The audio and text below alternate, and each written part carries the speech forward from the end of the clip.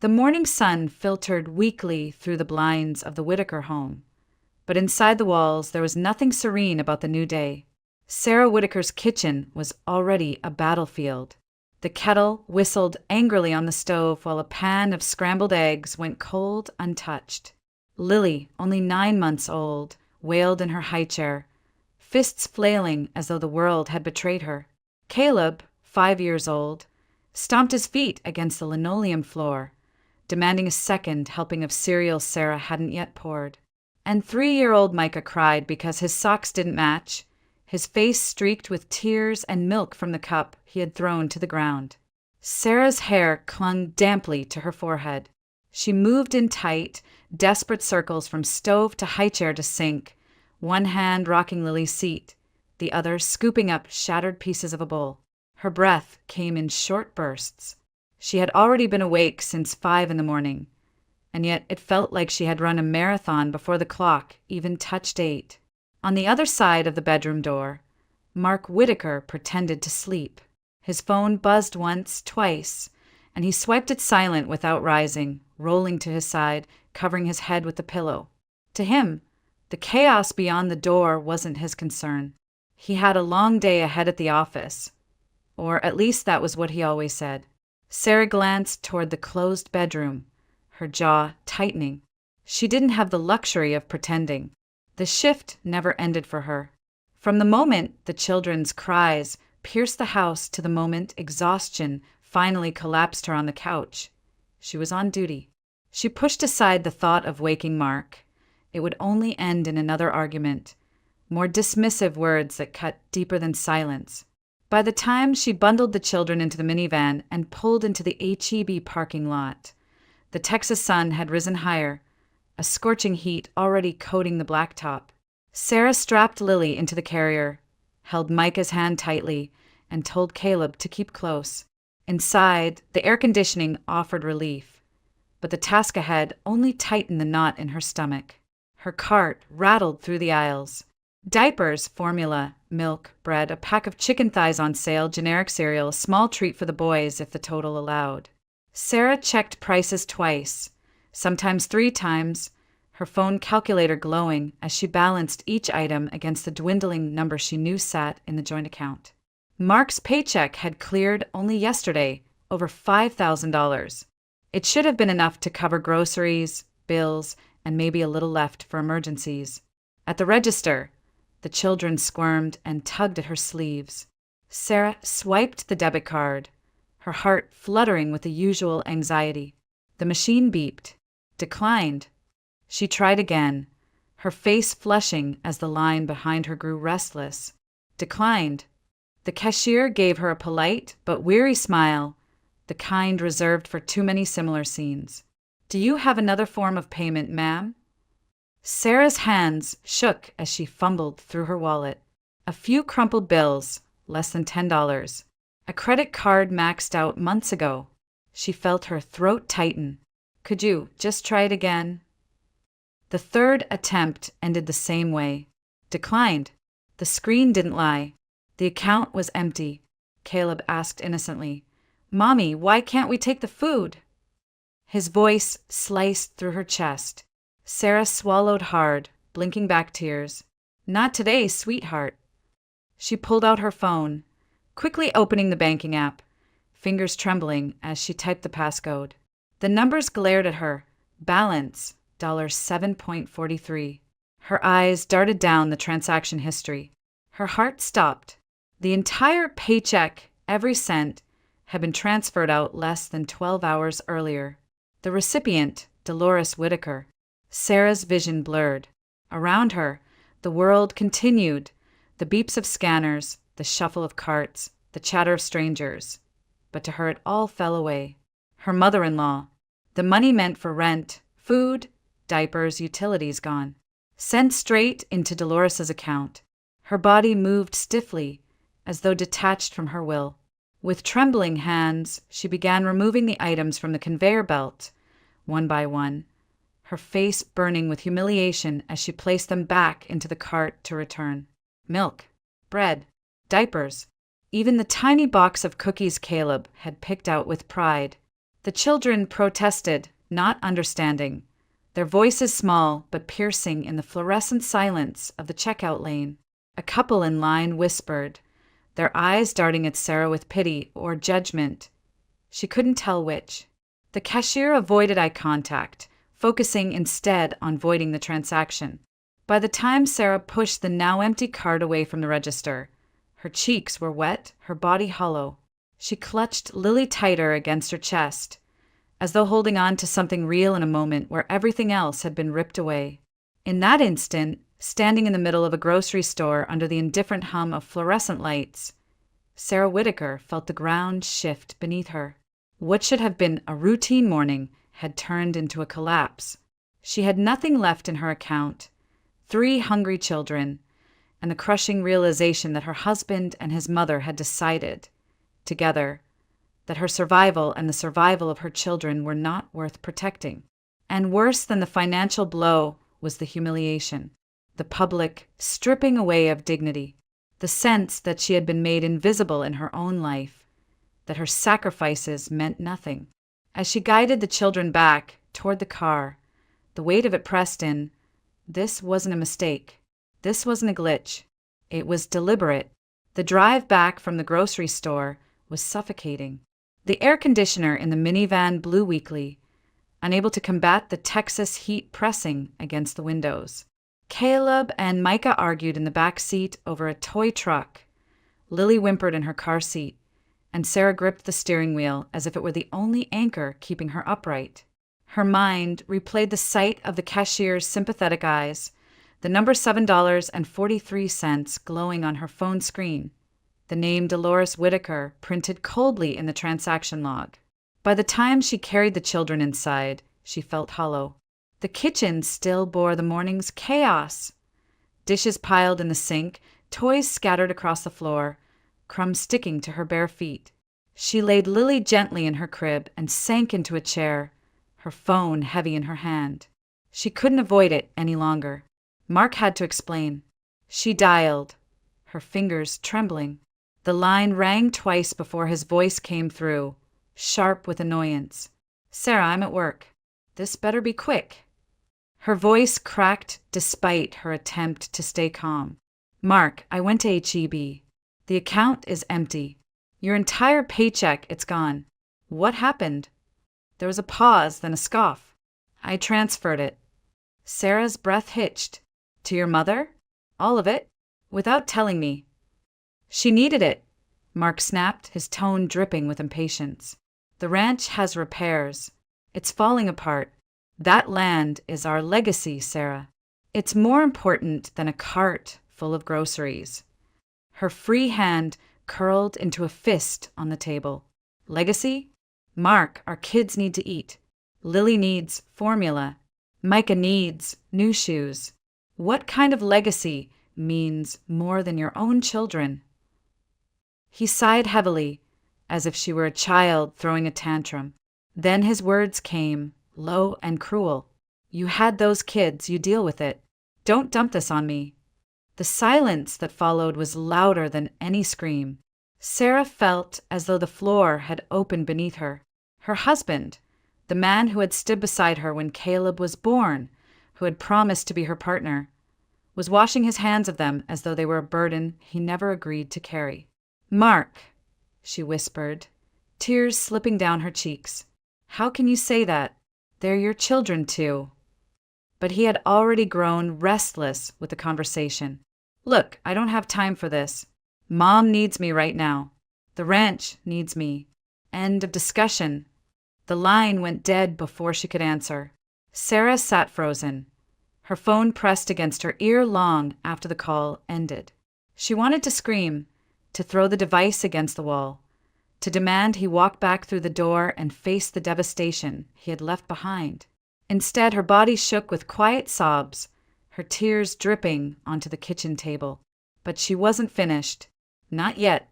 With trembling fingers, she scrolled to another contact, the one she dreaded but could no longer avoid. Dolores Whitaker. The phone rang.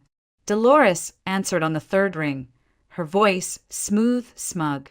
"Sarah." Sarah's throat tightened. "Dolores, I just got back from the store. There's nothing in the account. You took all of it. We have 3 kids. I can't even buy milk." There was a sharp laugh on the other end, humorless.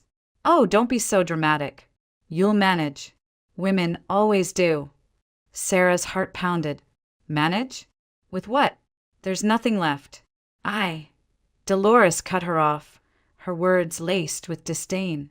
"You've always expected too much. Mark has responsibilities beyond you. The ranch has stood in this family for generations. That's where his money belongs, not wasted on endless diapers and cheap groceries." Sarah's breath caught. "Those cheap groceries feed your grandchildren. And if you can't provide for them," Dolores said coldly, "maybe someone else should raise them." The word struck like a slap across Sarah's face. For a moment, she couldn't breathe. She clutched the phone tighter, as though holding it would anchor her in the storm. "You can't mean that," she whispered, her voice breaking. "Oh, I mean every word," Dolores replied without hesitation. "You were never strong enough for this family. Maybe it's time everyone admitted it."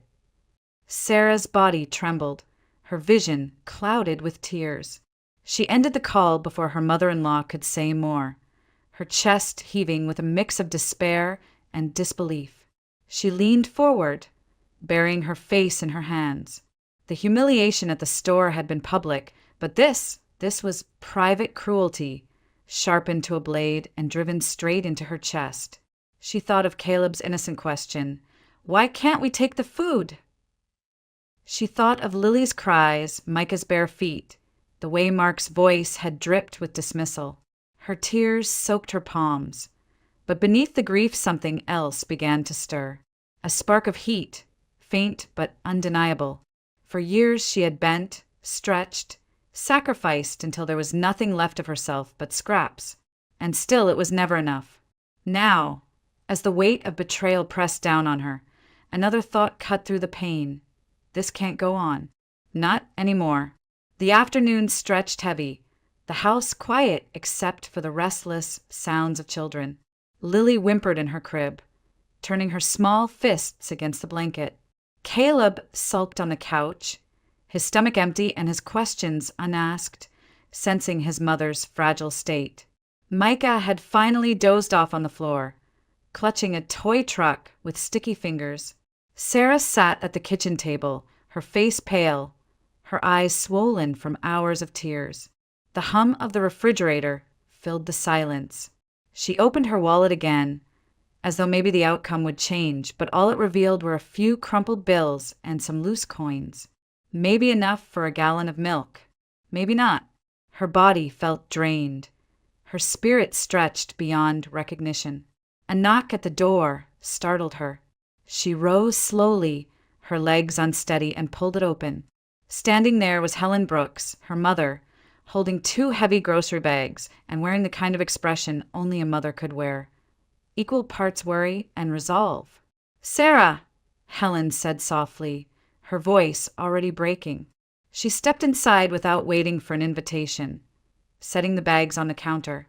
The scent of fresh bread and roasted chicken drifted up, a smell so warm it made Sarah's chest ache. The moment Helen saw her daughter's face, she reached out, pulling Sarah into a fierce embrace.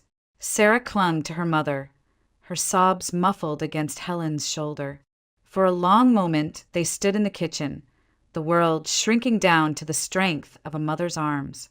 Helen pulled back, brushing a strand of hair from Sarah's face. "Tell me what happened." Sarah's lips trembled. The words poured out like floodwater. About the empty account at HEB, the $5,000 paycheck gone in a single transfer, Mark's cruel dismissal, Dolores's venom. Every sentence left her more hollow, but Helen's eyes only grew sharper, her jaw set tighter. When Sarah repeated Dolores's words, "If you can't provide for them, maybe someone else should raise them," Helen's face turned white with anger. "She said that to you? About your children?" Sarah nodded, her tears spilling fresh. Helen's hand gripped her daughter's tightly. "Listen to me, Sarah. You are not alone in this. and you don't have to fight them by yourself. Sarah lowered her gaze. What can I do? I have nothing. Mark won't listen. He doesn't care. And Dolores, she wants me gone. Helen hesitated, then spoke carefully. There is someone who might listen. Someone who should know. Sarah's brow furrowed. Who? James, Helen said firmly. Colonel James Whittaker, your father-in-law. Sarah recoiled slightly, shaking her head. No, I can't. He's Mark's father. He'll take his side. He always has. Helen's expression softened, but her eyes stayed unwavering. Sarah, I've known men like him my whole life. He's not the type to look away when something is wrong. He's a man of honor. He wore the uniform for this country for 30 years. If anyone will stand up to them, it's him. Sarah sank into the chair, her mind spinning. Memories of James surfaced. His upright posture at family gatherings, his clipped words, his silence, more commanding than any speech. He had always seemed stern, distant, intimidating. The idea of confessing her humiliation to him felt unbearable. I don't want his pity, Sarah whispered. I don't want to beg. Helen knelt beside her, squeezing her hand. This isn't about pity. This is about justice. About your children. Do you think he'd want to see his grandchildren starve while their father plays the fool and their grandmother hoards money for a ranch? Sarah's lips trembled. She pictured Caleb's wide eyes at the register, his voice asking why they couldn't take the food. She thought of Micah's bare feet, Lily's cries, the emptiness of her wallet. Her heart clenched. Helen's voice was steady now like an anchor. Sarah, call him. Give him the chance to do what's right. For a long moment, Sarah stared at the phone on the counter. Her stomach churned with dread, her mind filled with the echo of Mark's cruel words. But beneath it, a flicker of hope stirred. If Helen was right, if James truly was a man of honor, then maybe, just maybe, she wasn't completely powerless. Her hand reached out, trembling, and closed around the phone. She met her mother's eyes. I'll call, Sarah whispered. Sarah sat at the kitchen table, her phone clutched so tightly her knuckles turned white. Across from her, Helen gave a silent nod of encouragement. With a deep, shaky breath, Sarah pressed the contact and raised the phone to her ear. The line clicked and a firm voice answered. Colonel James Whittaker. For a moment, Sarah almost hung up, the words sticking in her throat. But then the faces of her children flashed in her mind.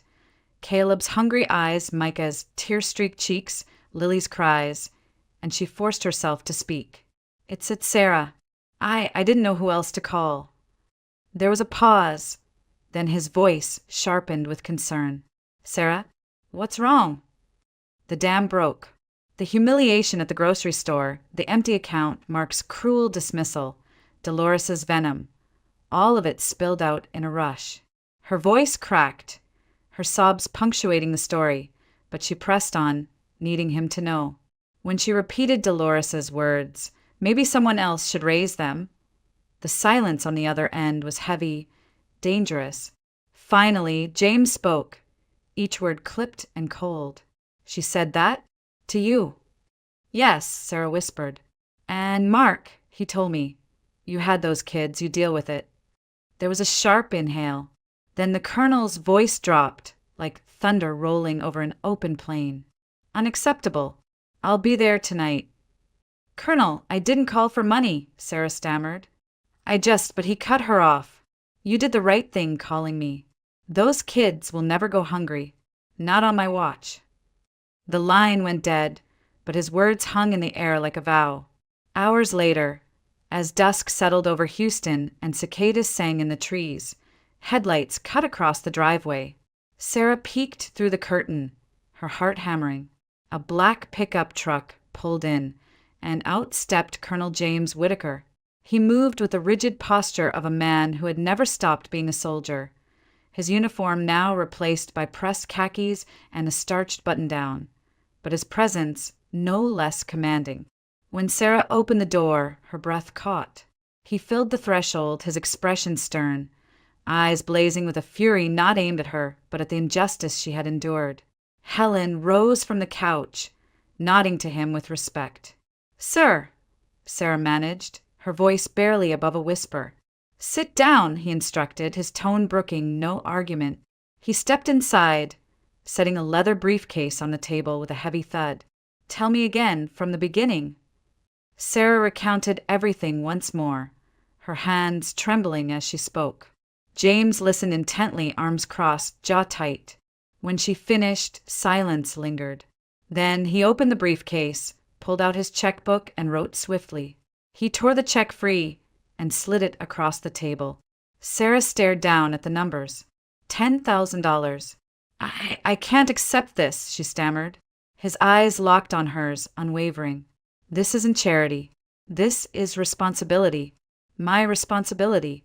You're the mother of my grandchildren, and as long as I breathe, they will never know hunger." His voice hardened. "Not while I'm still standing." Tears filled Sarah's eyes. Her hand hovered over the check, trembling, before she finally grasped it, pressing it to her chest.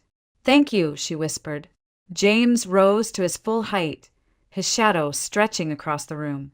"Where are they now?" Sarah swallowed. "Mark's at work. Dolores is probably at home." His lips pressed into a thin line. "Good. Then I'll pay them a visit tonight." Helen stepped forward. "James, maybe wait until morning. You've had a long day," but he shook his head sharply. "No, they've crossed a line that cannot wait until morning. A man who abandons his children, a woman who would see her own grandchildren starve. Those are not matters to sleep on." Sarah's heart pounded. "What are you going to do?" James turned, his eyes like steel. "What should have been done a long time ago. I'm going to make them answer for this." The air in the room seemed to thrum with the weight of his words. Sarah felt a chill despite the summer heat, knowing that once he walked out that door, nothing in the Whittaker family would ever be the same. That night, as the last traces of sunlight faded and darkness settled over the neighborhood, Colonel James Whittaker prepared to confront his wife and his son. The soldier in him had never retired. And now the battle wasn't on foreign soil, it was in his own home, for the dignity of his daughter-in-law and the future of his grandchildren. The night air in suburban Houston was thick and humid, the kind that clung to skin and made tempers burn hotter. Colonel James Whittaker's pickup truck pulled into the driveway of his own family home, headlights sweeping across the manicured lawn. The porch light flickered on, and the door opened just as he stepped out. Dolores Whittaker appeared in the doorway, her arms crossed, her lips twisted in the familiar sneer of a woman who believed herself untouchable. "James," she called, her voice sharp. "It's late. What are you doing here?" He strode forward with the same determined gait he'd once carried across military bases, his jaw set like stone. "We need to talk. Now." Before she could protest, he pushed past her into the living room. The air inside was stale, reeking faintly of perfume and old resentment. Sitting on the couch, Mark glanced up from his phone, his face paling the moment he saw his father. "Dad," he muttered, half rising. You didn't expect me to find out," James cut in, his voice booming, each word hitting like a hammer. He turned on his son, eyes blazing. $5,000. Every cent of your paycheck. You handed it over to your mother while your wife and children starved." Mark stammered, his fingers twitching against the hem of his shirt. "It's not like that. The ranch. James's voice thundered. "Legacy means nothing if you abandon your own blood. You're a father, Mark. A husband. Those come first. Always." Dolores stepped forward, her chin high. "Don't lecture him, James. He did the right thing. That ranch has been in this family for generations. Sarah can manage." James spun on her, his glare sharp enough to cut. "Manage? You told her if she couldn't provide, someone else should raise the kids. Did you really say that, Dolores?" Her silence spoke louder than denial. She looked away, her face stiff. The colonel's voice dropped lower, more dangerous. "You are both a disgrace to this family." The words echoed through the house, rattling the quiet suburban night. Outside, a porch light across the street flicked on. Then another. Neighbors stepped onto their lawns, drawn by the raised voices. Curtains twitched. Dolores's face flushed red, a mixture of fury and humiliation. "Lower your voice, James." "The neighbors, let them hear," he snapped. "Let every last one of them hear what you've done." Mark's voice cracked, desperation creeping in. "Dad, please, you don't understand." "I understand perfectly," James said coldly. "I understand that you, my son, have chosen cowardice over duty. And you, Dolores, have chosen pride over compassion." By now, several neighbors had gathered on the sidewalk, murmuring to one another as the scene unfolded. One woman clutched her robe tighter around her, whispering, "That's the Whitakers." Another man shook his head, muttering, "Never thought I'd see the colonel tear into his own family." Dolores, frantic, tried to shove James toward the door. "Get out." "You have no right," but he stood immovable, a soldier planted on the battlefield. "No right? I have every right. Those are my grandchildren, and I will not stand by while you strip food from their mouths." The shouting reached its peak. Someone across the street pulled out a phone. Another neighbor dialed 911. Within minutes, the flashing red and blue lights of a Houston PD cruiser lit up the street. Two officers approached the house, their radios crackling. "We've had reports of a domestic disturbance," one announced, stepping inside cautiously. Mark raised his hands nervously. "It's fine, officers. Just a family disagreement." "Disagreement?" James barked. He abandoned his wife and children. She condoned it. "That's not a disagreement. That's betrayal." Dolores clutched her chest dramatically, tears springing to her eyes. "James, you're humiliating us." "No," he said firmly, his voice resonating through the stunned silence of the officers and neighbors alike. "You humiliated yourselves the moment you chose pride over family." The officers exchanged glances. Seeing no physical violence, they urged calm but stayed to ensure nothing escalated further. Still, the damage was already done. The Whitakers' dirty laundry had been aired for the entire neighborhood.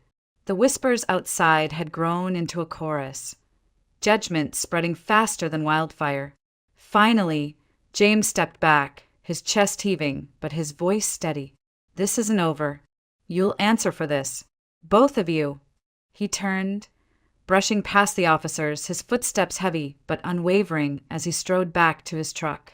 Behind him, Dolores collapsed onto the couch, her sobs mingling with Mark's muttered excuses. The neighbors lingered on their lawns, shaking their heads, replaying every word they had overheard. By morning, the entire block would know. Back at Sarah's home, her phone buzzed.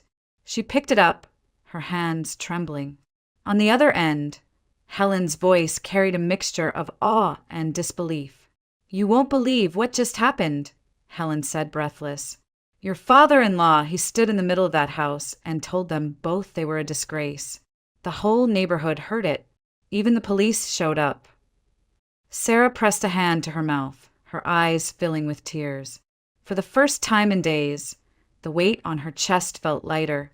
Someone had finally stood up for her. The morning after the confrontation, the Whitaker neighborhood buzzed with whispers. Porch conversations replayed the colonel's booming voice, neighbors recalled Dolores's tears, and the flashing lights of the Houston PD cruiser were still fresh in everyone's minds. For Sarah, who had spent the night staring at the ceiling, the storm had felt far away, yet deeply personal. Every word carried back through her mother had both shaken her and steadied her. Someone had finally drawn a line in the sand. By late morning, the rumble of a familiar pickup truck announced Colonel James's arrival. Sarah stood on the porch, clutching Lily against her hip, her body tense. She didn't know what he might say, only that the truth was rarely kind. Helen stood inside, ready to support her daughter, her eyes wary as the colonel approached. He removed his sunglasses, his gaze sharp, his face lined with exhaustion and fury. "We need to talk," he said simply. Inside the kitchen, he remained standing, pacing once before he finally turned to face Sarah. "I spoke to them again this morning, and I uncovered more than you deserve to hear, but you need to know the truth." Sarah's heart thudded. What truth?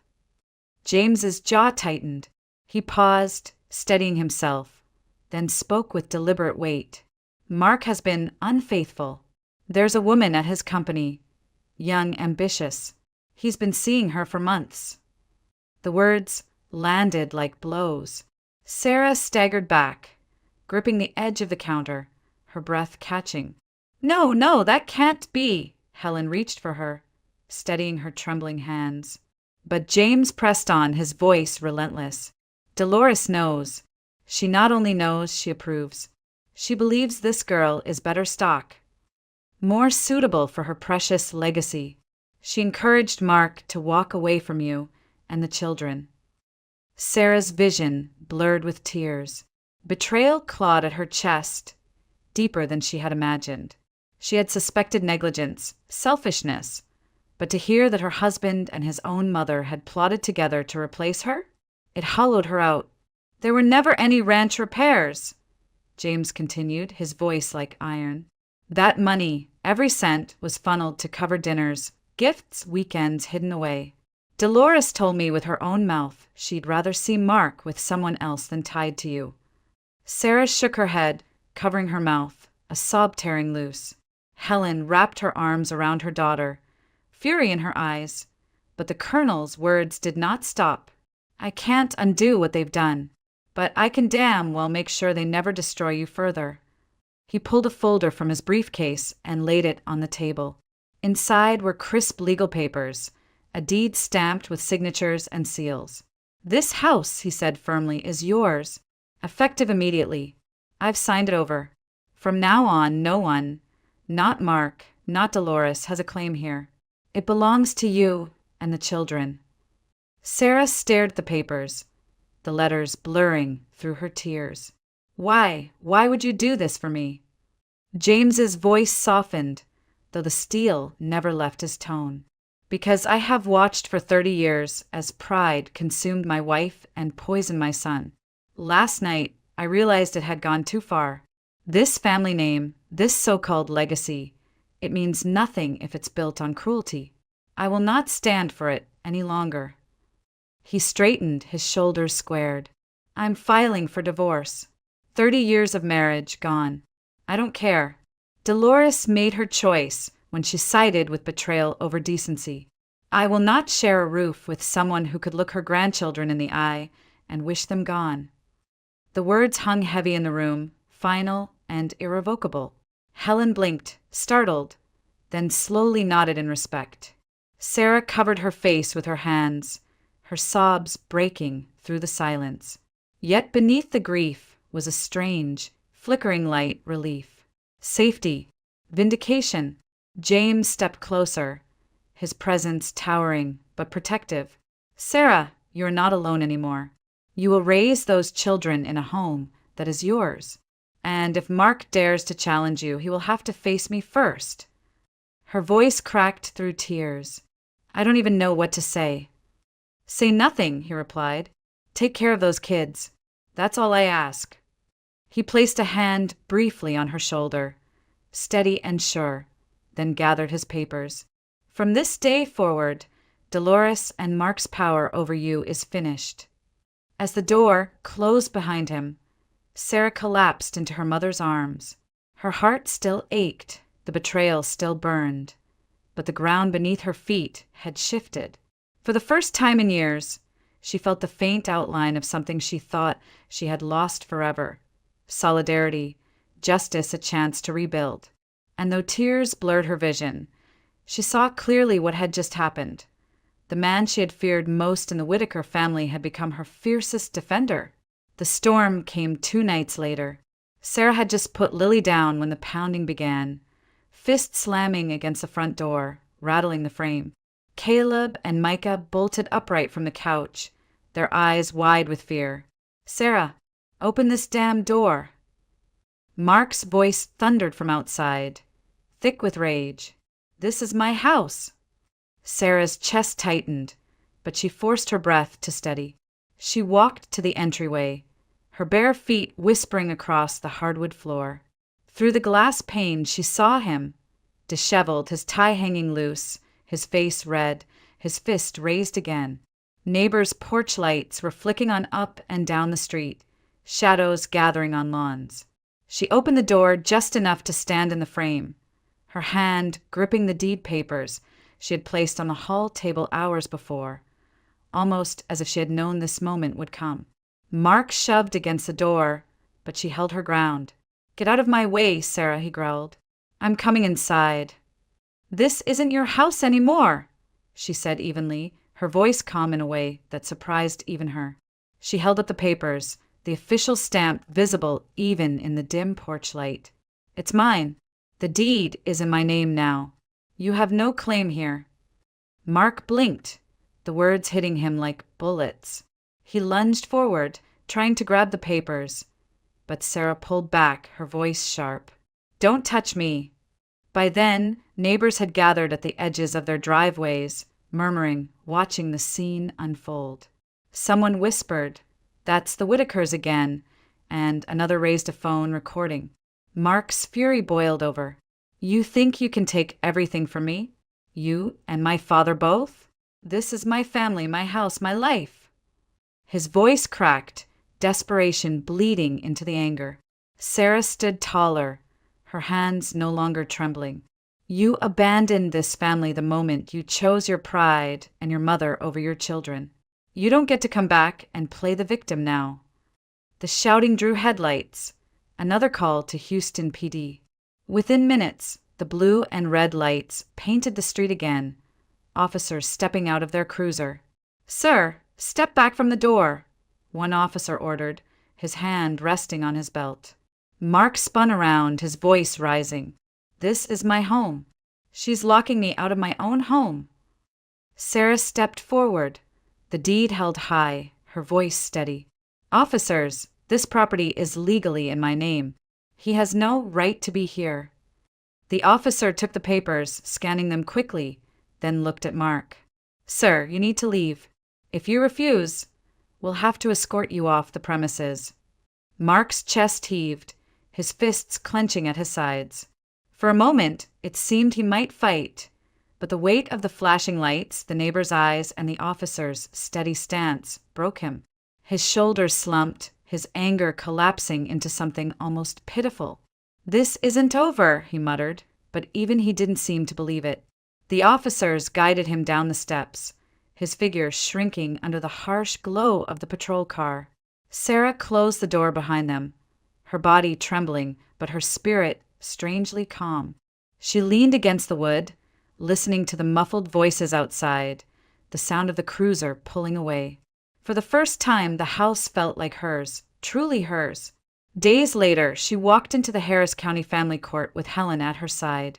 The paperwork had been filed, petition for divorce, custody of 3 minor children, request for child support. She sat in the waiting room, her hands clasped tightly, her heart pounding, but she didn't flinch.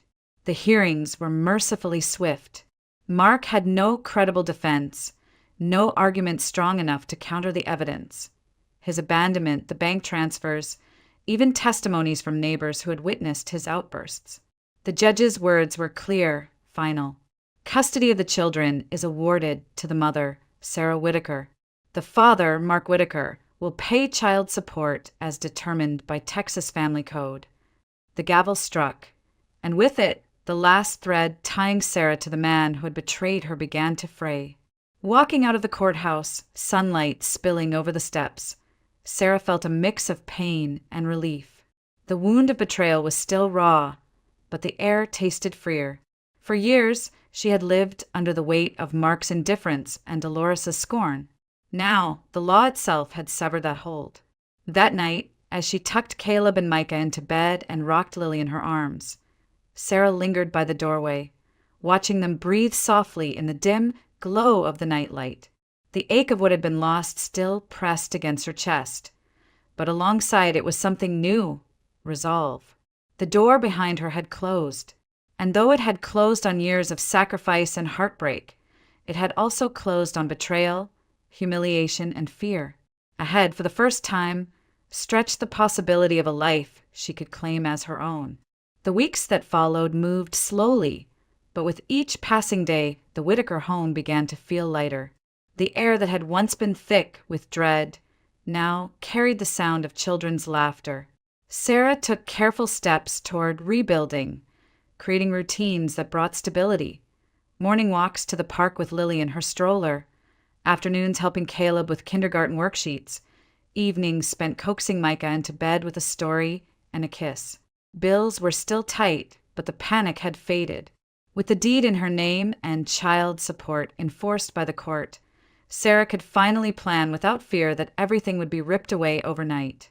She learned to stretch meals, to budget carefully, and, for the first time in years, to trust that tomorrow wouldn't collapse beneath her feet. Colonel James became a fixture in their lives. He arrived every few days with groceries, or sometimes just to sit on the porch with Caleb and teach him how to whittle sticks into toy swords. He carried Lily in his arms with surprising gentleness for a man so stern, pacing the living room until her cries softened.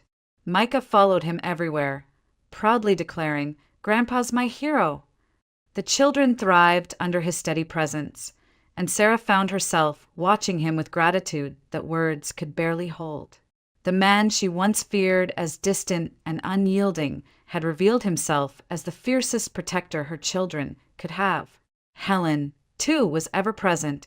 She and James often stayed late into the evening, sitting at the kitchen table after the children were asleep. At first, their conversations were practical: school enrollment, medical appointments, ways to stretch money.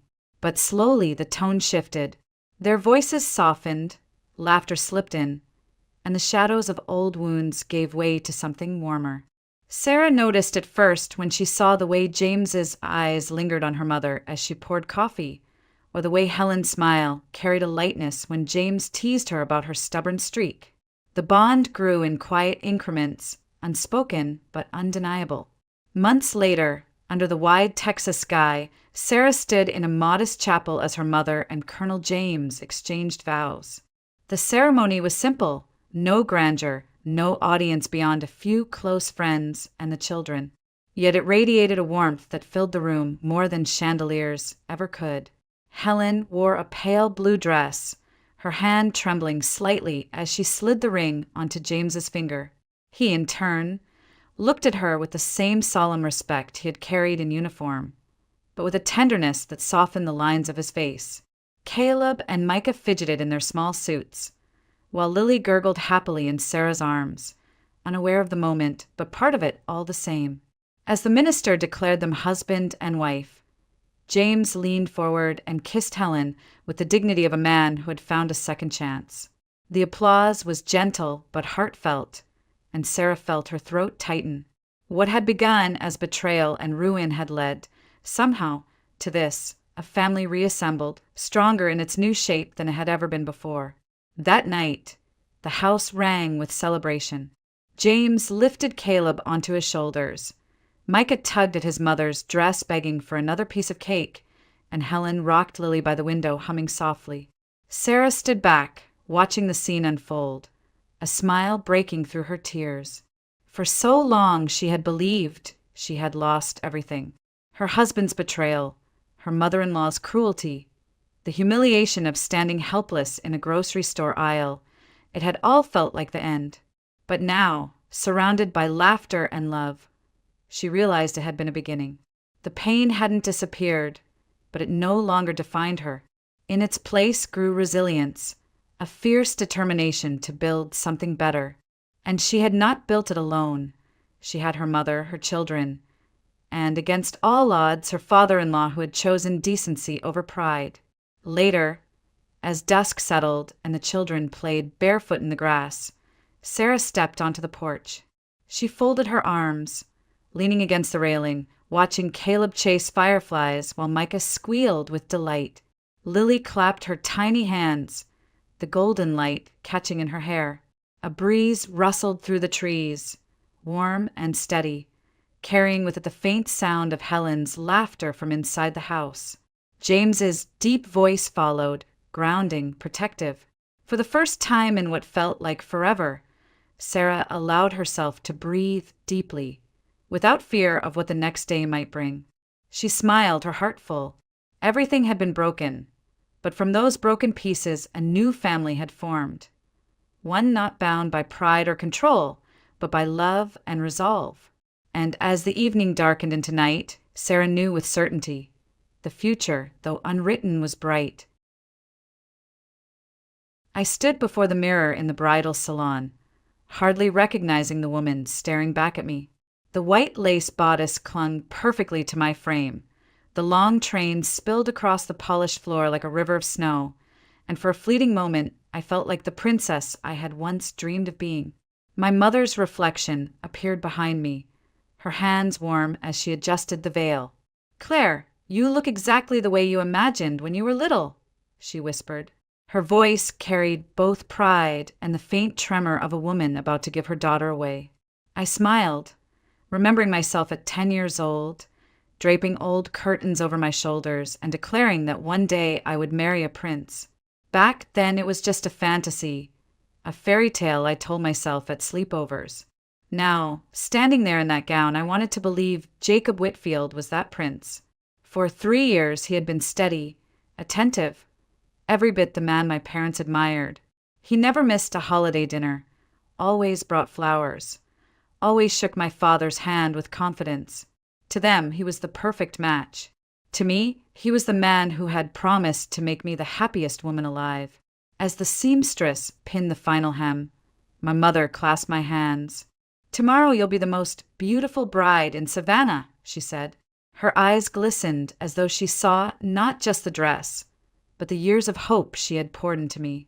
I pressed my palms against my chest, trying to steady the thundering rhythm of my heart. I told myself it was only joy, the overwhelming anticipation of a life about to begin. On the ride home, we went through the list one more time. Flowers delivered, cake ready, musicians confirmed, the restaurant set for 40 guests. My mother ticked each item off with the practiced air of someone who had planned every detail down to the last napkin. "And the honeymoon?" she asked with a teasing smile. I laughed. Jacob had insisted on keeping that part a surprise. Something unforgettable, he had promised, and I clung to that word like a charm. Everything was in place. The town was already buzzing with talk of the wedding, of how the Mitchells and Whitfields would finally be joined. Yet, as I watched the familiar streets roll by through the car window, a ripple of unease moved through me. Nothing had gone wrong, not a single flaw in months of preparation, and still my hands trembled. Too perfect, my mind whispered. Too seamless to be real. I shook the thought away quickly, forcing a laugh.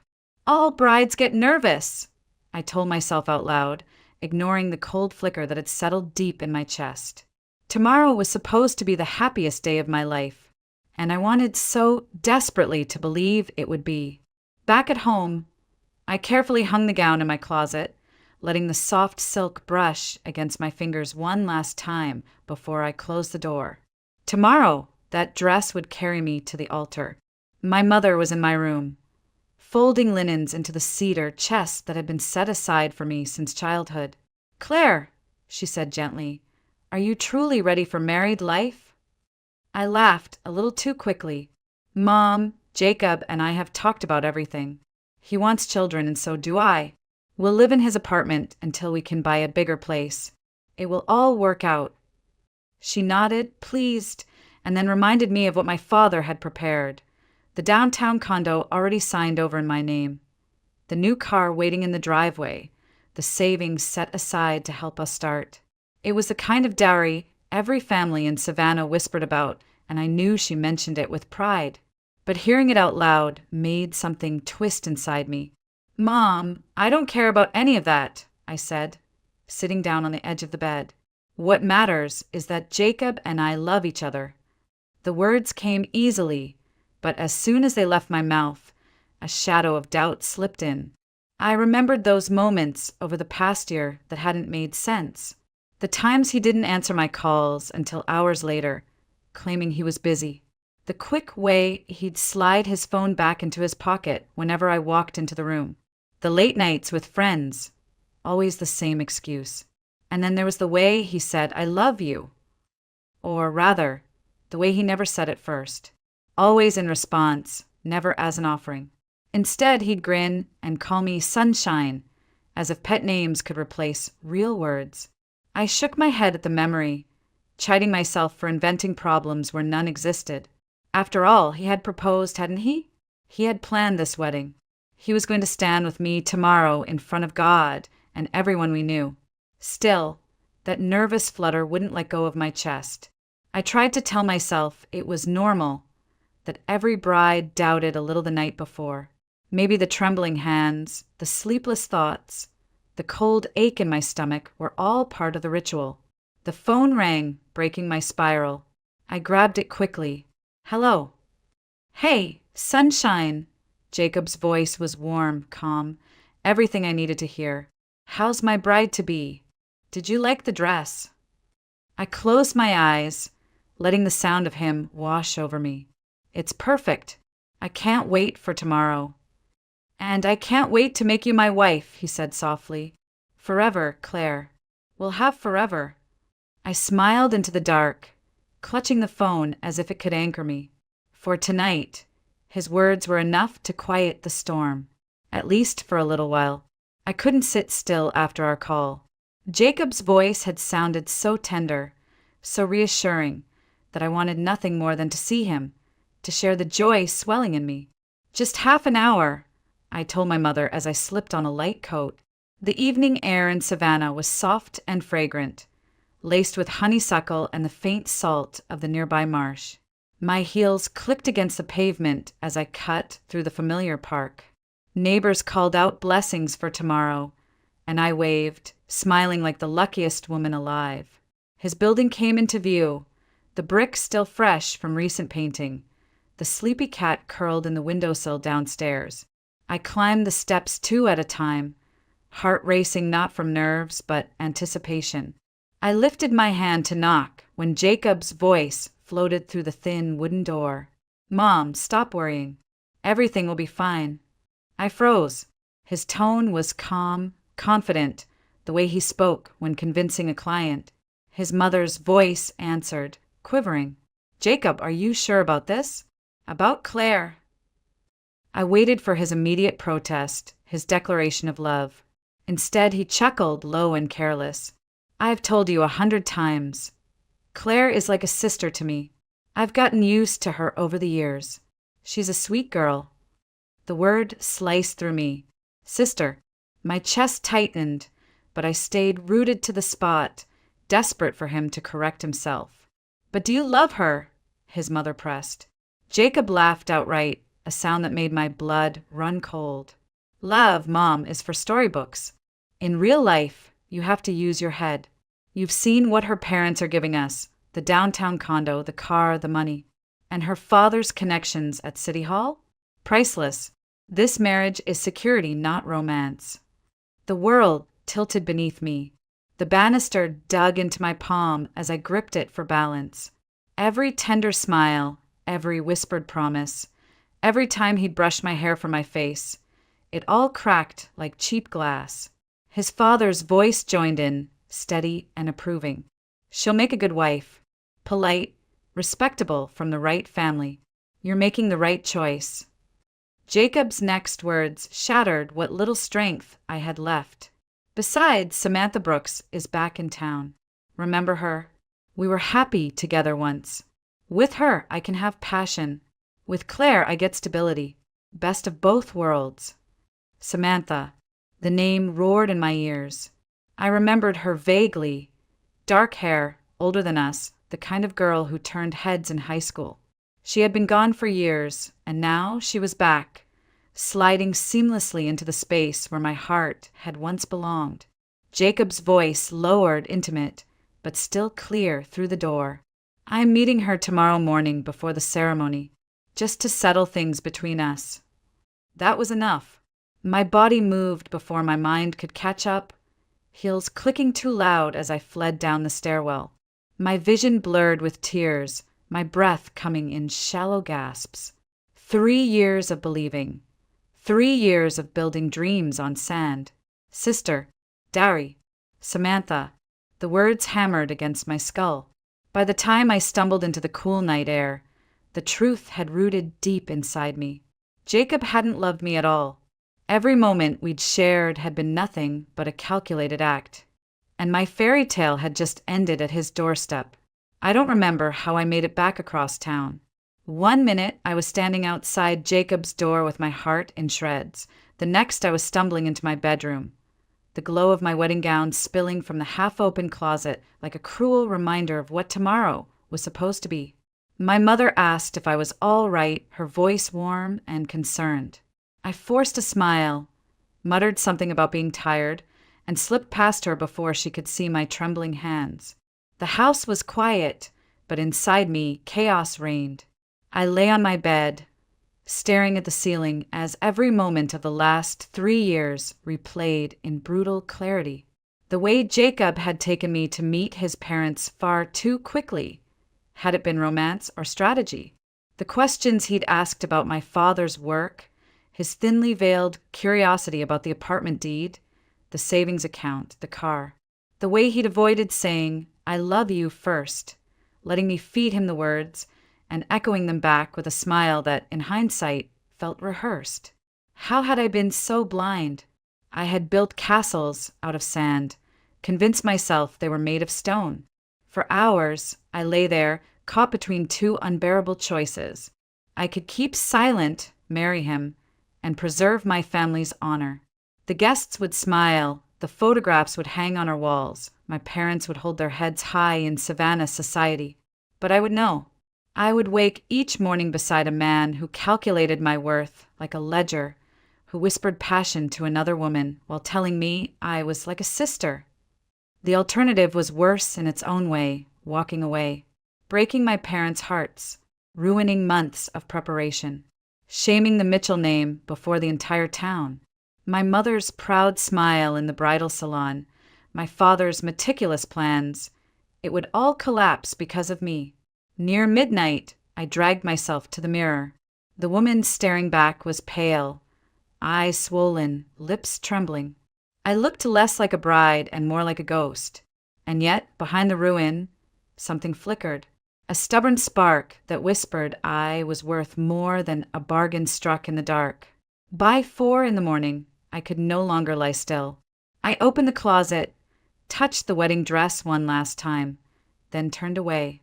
I pulled out a small travel bag and packed only what mattered. My passport, some money, the envelope I had saved for the honeymoon. My hands shook as I scribbled a note. "Mom, Dad, forgive me. I can't explain everything now, but I can't go through with this wedding. I love you, Claire."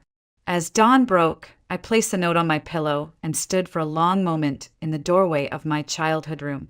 My heart was breaking, but beneath the devastation, a fragile strength was rising. I could not marry Jacob Whitfield. I would not. The sky was still bruised with the last shadows of night when I slipped out the front door. My shoes barely whispered against the porch steps as I carried the small travel bag that felt heavier with every stride. Behind me, the house slept in silence. My parents dreamed of a daughter walking down the aisle, not one fleeing into the dawn. The streets of Savannah were nearly empty. A milk truck rattled by, and somewhere in the distance, a church bell tolled 6. I kept my eyes forward, clutching the handle of my bag as though it were the only anchor I had left. The bus station smelled of diesel and coffee. Its fluorescent lights hummed as I walked up to the counter. 1 ticket to Atlanta, I managed, my voice trembling. The cashier didn't ask questions, just slid the paper stub across the counter.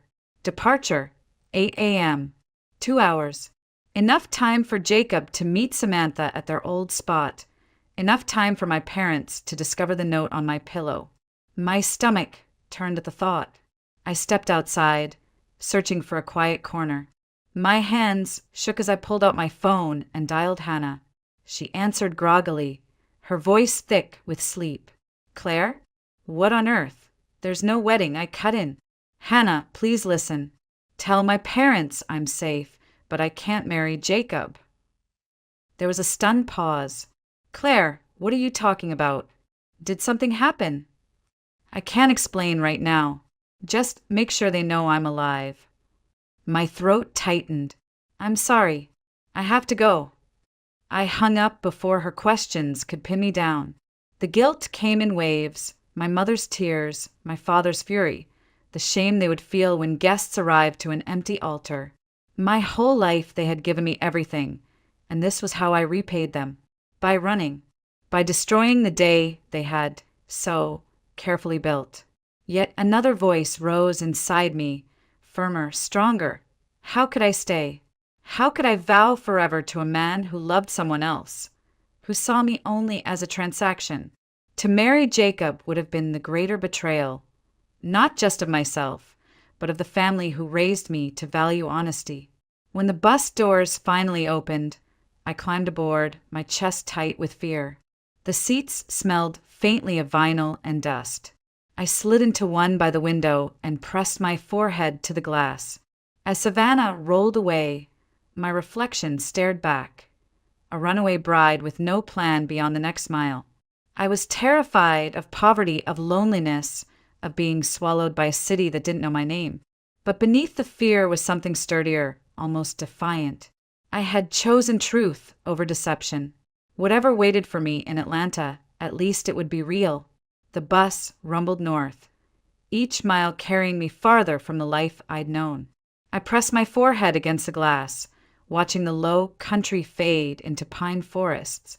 My phone buzzed. Hannah's name lit up the screen. My stomach knotted before I answered. Claire, what did you do?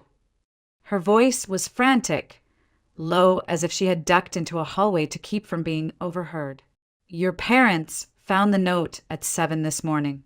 Your mom is beside herself. Your dad, he nearly called the police before I told him you were safe.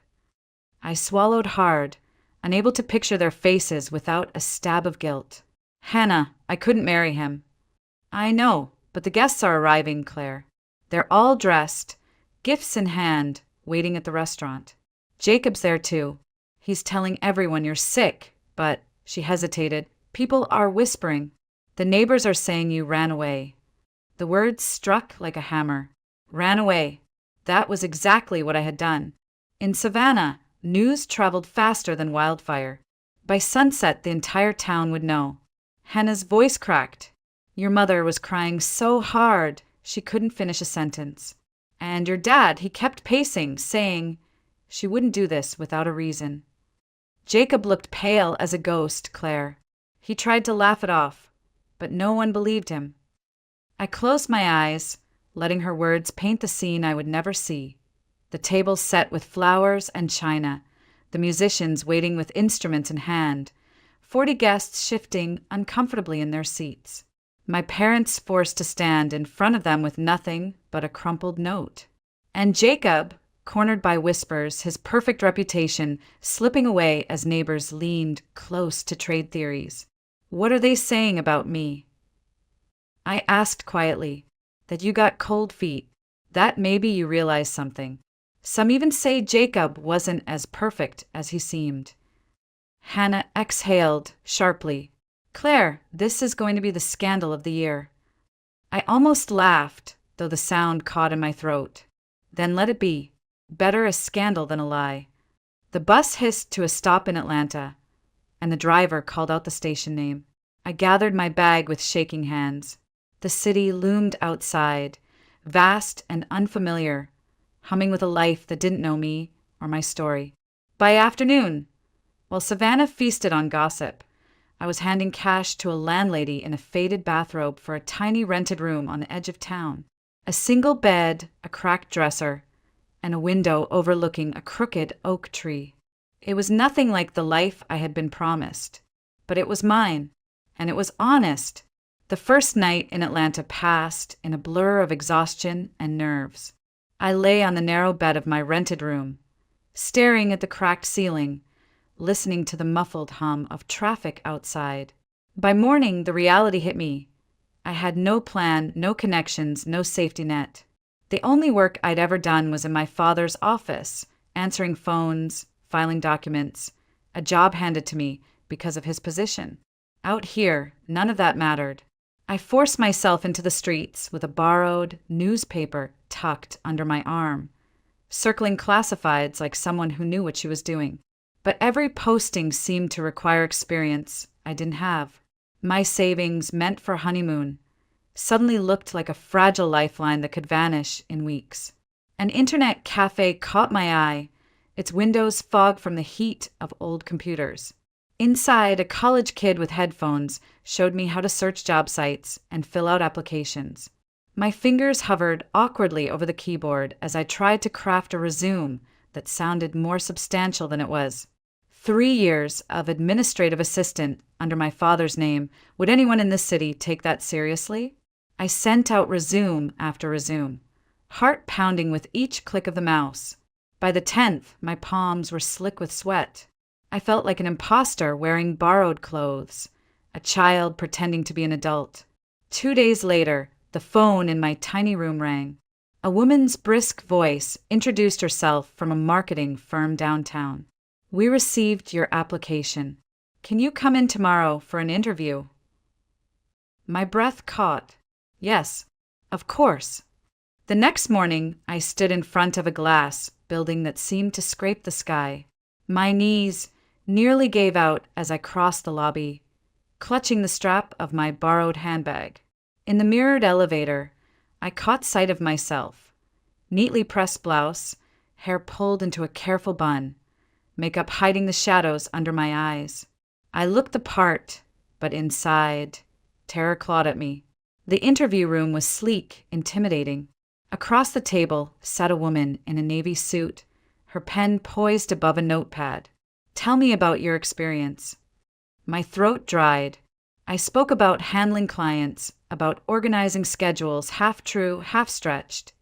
But I forced the words out steadily, even when my hands shook beneath the table. When she finally nodded, her tone softened. "We'll start you on a 3-month probation. The salary is modest at first, but if you prove yourself, there's room to grow. Can you begin Monday?" I nearly wept with relief. Yes, absolutely. Walking out of that building, the sunlight felt different, warmer, sharper.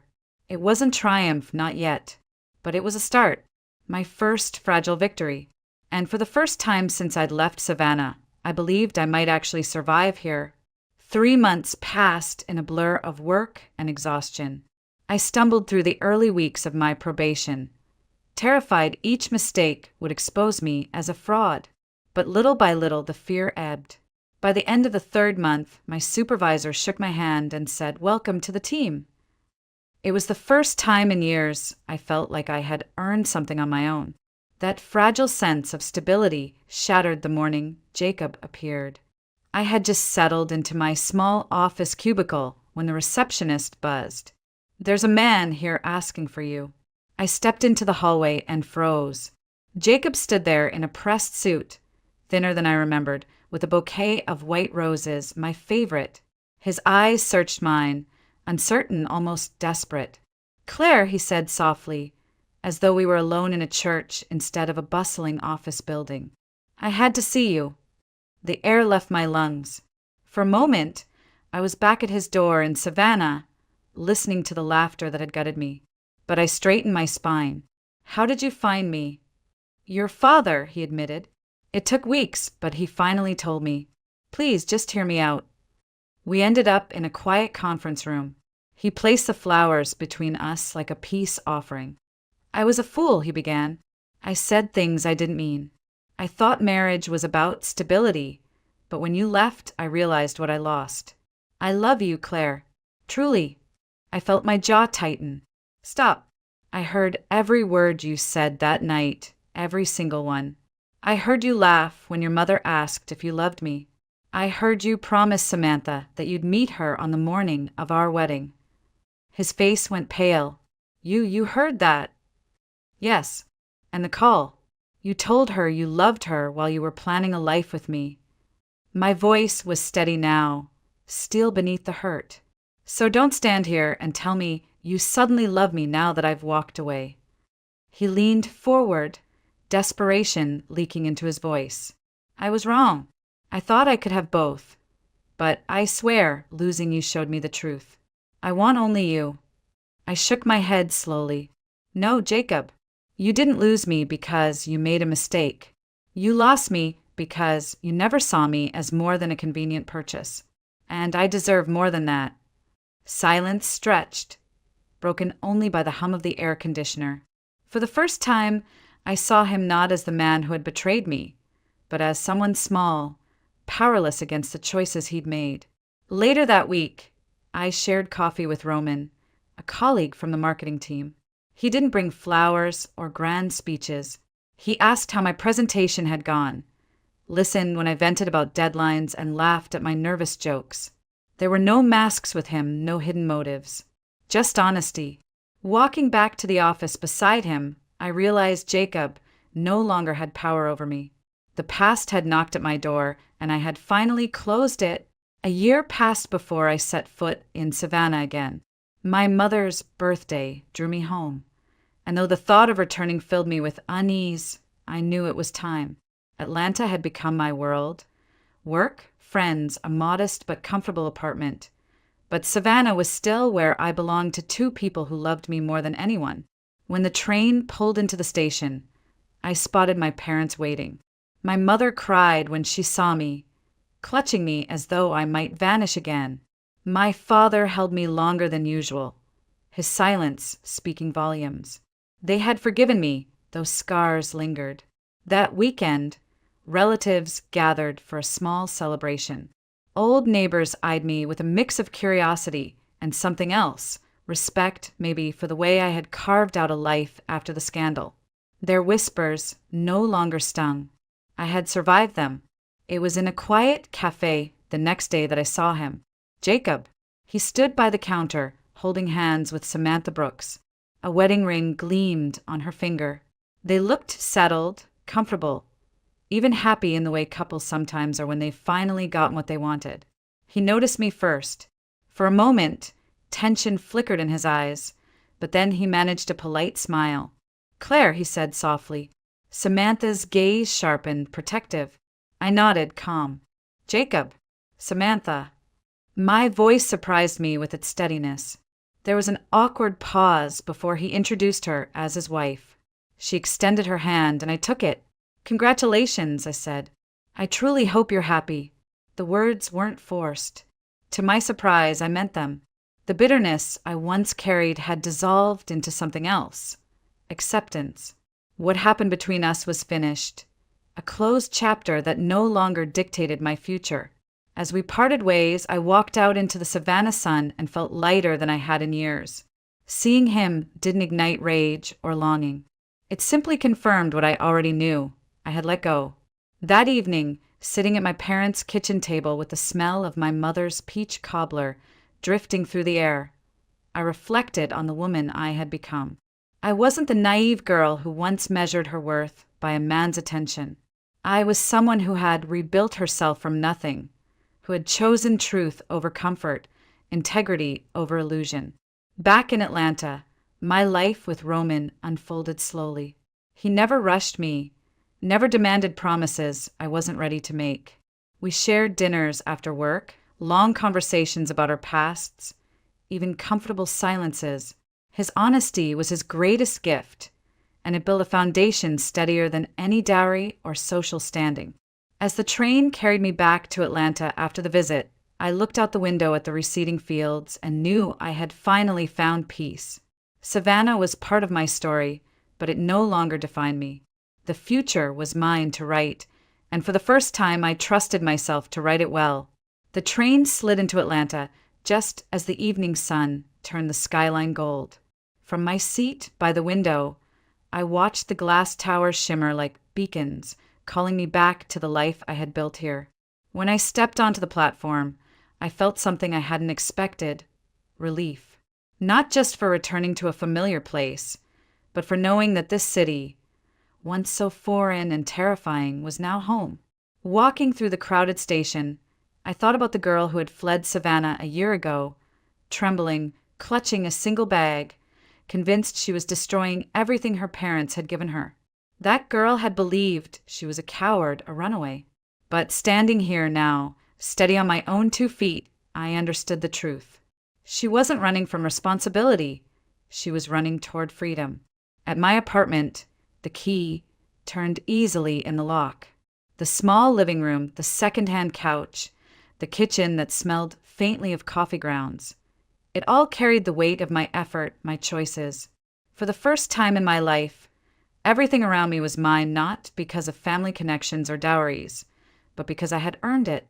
My parents had embraced me during my visit, and the guilt I carried for so long had softened. They loved me, even if they hadn't understood me at first. They had given me roots, but I had given myself wings. That night, Roman stopped by with takeout in his hands and his usual easy smile. He never tried to dazzle me with grand gestures. Instead, he offered something Jacob never had, honesty. We ate on the couch, shoulder to shoulder, laughing over stories from work. At one point, he reached for my hand, and I didn't pull away. Not because I felt obligated, not because anyone expected it, but because I wanted to. It struck me then how different this love was from the one I had nearly chained myself to. Roman wasn't a calculation, a trade, or a performance. He was simply a man who chose me, and whom I chose back. No masks, no bargains, just us. Before bed, I stood at the window, watching the city lights burn against the night sky. My reflection in the glass looked calm, almost radiant. I thought of the dress, still hanging in my childhood closet, unworn. Once it had symbolized everything I thought I needed. Now it was only fabric. The real gown I wore was made of the choices I had stitched together with trembling hands and stubborn courage. People might still whisper that I was the bride who ran. Let them. I knew better. I wasn't a runaway. I was a woman who refused to live a lie. My escape wasn't madness. It was courage. And because of that, my future, at last, was real.